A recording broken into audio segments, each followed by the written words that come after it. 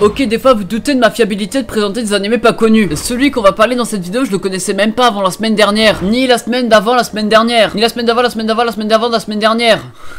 Bref, aujourd'hui on va parler de Neppu Kariko Boichi Road. J'ai du mal à le dire mais vous allez voir que c'est très bon. Francis, vas-y balance-moi le générique.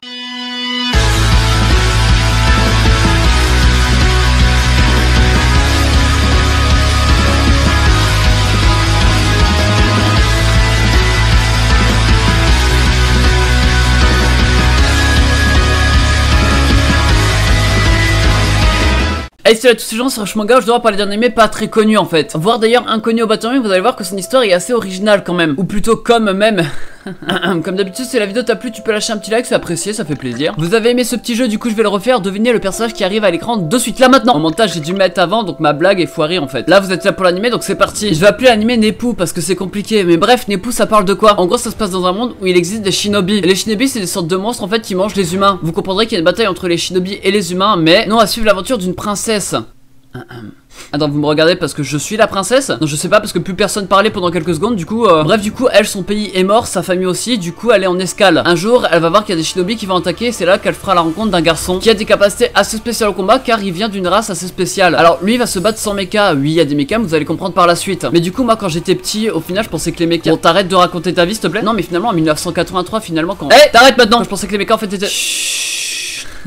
Eux leur but c'est de tuer tous les shinobi, donc ça fonctionne un peu comme Radiant. Un endroit que personne n'est allé, c'est peut-être le nid des shinobi etc, on sait pas mais vous verrez. Déjà qu'on soit clair, il n'y a pas d'opening. Pourquoi? Parce que c'est un film. C'est un film qui a quand même eu du mal à se lancer. Commencé en 2003 et arrêté suite à la mort du créateur. Pour reprendre en 2005 mais encore arrêté parce qu'en fait les gens qui travaillaient là-bas partaient un par un. Comme si il y avait une malédiction derrière l'anime, on sait pas. Pour au final voir le jour en 2014 avec un film. Donc quand même plusieurs années plus tard et au final en fait c'est pas si nul que ça. Pourquoi je vous en parle du coup? Ça serait vous mentir de vous dire qu'en fait c'est le meilleur anime du siècle parce que c'est le cas et en fait moi je suis vraiment trop beau. Attends, pourquoi personne me croit? Peut-être parce que c'est la vérité. C'est pas exceptionnel non plus, il y a plein d'erreurs mais j'ai passé un bon moment devant. L'intrigue commence plutôt bien avec le passé de la jeune fille, ce qui nous permet de comprendre la situation actuelle qu'elle a. Elle est vraiment toute seule avec quelques personnages qui n'ont aucun intérêt dans la suite de l'histoire mais bon on en parlera un peu plus tard. On va se focus sur la princesse et comprendre qu'en fait elle a une vie plutôt médiocre. Ce qui est intéressant au début c'est qu'on va rencontrer le garçon, personnage qui sait se battre et personnage qui va faire avancer l'intrigue. Il a un chara design assez cliché un peu mais dans sa personnalité, dans son air et aussi dans son histoire il y a quand même un truc qu'on aimerait bien trouver parce que c'est quand même un personnage dark. Donc lui, ces deux personnages sont intéressants en soi et forment plutôt bien leur duo. Et concernant les personnages intéressants, en fait, il y en a que 4-5. Ce que j'ai pas vraiment apprécié, c'est qu'il y a certains personnages qui étaient avec les personnages principaux n'ont pas été abordés. Et du coup, forcément, vu qu'ils ont été oubliés, bah oh, c'était gênant, faut que j'arrête. Eux, du coup, n'ont pas été abordés, du coup, c'est assez chiant, mais on va s'en passer quand même. Ce que j'ai bien aimé, c'est l'arrivée de nouveaux personnages utiles dans l'histoire. Je vais pas vous spoil de comment ils interviennent, vous allez voir que ça fait quand même une petite transition. Cette transition, elle est très utile par contre. C'est ce qui va permettre un peu l'avancée de la romance entre les deux personnages principaux et aussi un peu une sorte de twist. Je dis un peu parce que c'est un peu mal fait. Bref, tout ça pour dire que cette escale elle est indispensable au final. Voilà un peu pour l'intrigue, voilà un peu comment fonctionne le truc. Vous imaginerez bien que c'est un anime action, donc il y a des combats. Et aussi c'est un anime mecha et ça c'est un petit problème. Mais bon, pour être honnête, en vrai la mecha n'est pas si important que ça. Je pense qu'on doit avoir des combats avec des mechas 4 fois grand max. Peut-être même 5 ou 6. 1998, 1999, 2000. Là ça commence à faire beaucoup, on va pas se le cacher. Bref, on la voit pas très souvent mais pourtant c'est le truc le plus important de l'anime quand même. En tout cas sur la fin de l'anime. Et personnellement en fait ça m'a pas dérangé tant que ça qu'il y ait de la mecha. Vous savez très bien que moi j'aime pas ça. C'est grâce au garçon principal. Avec ses origines, lui se bat d'une façon un peu bizarre mais à main nue. Ce qui rend la chose beaucoup plus dynamique et beaucoup plus naturelle en fait. Il a une sorte de rocher qui émane de son corps, des trucs comme ça. On comprend pas vraiment comment ça se fait. On sait juste qu'il a été rejeté à cause de sa différence. Et du coup c'est un point que je viens de penser en direct live parce que je me suis dit que c'est vrai qu'on n'a pas dit grand chose sur ça. Est-ce un choix artistique ou est-ce un oubli? Je ne sais pas. Mais un grand homme a dit un jour, encore une fois, aïe aïe aïe aïe aïe.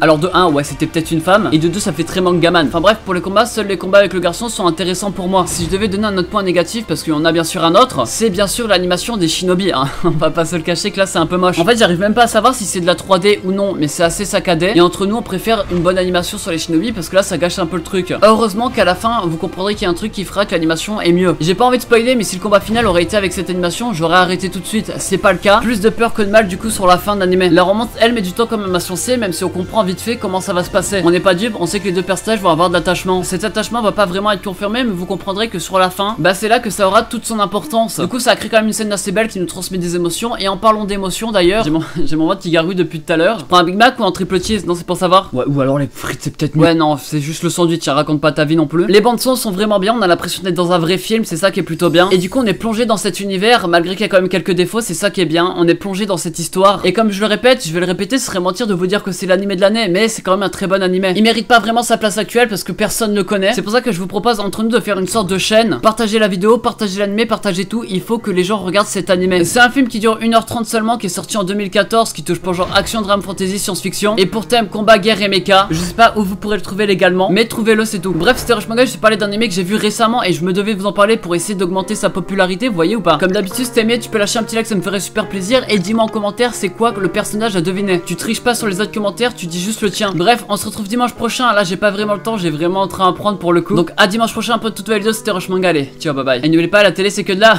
Non, c'était PMP ça.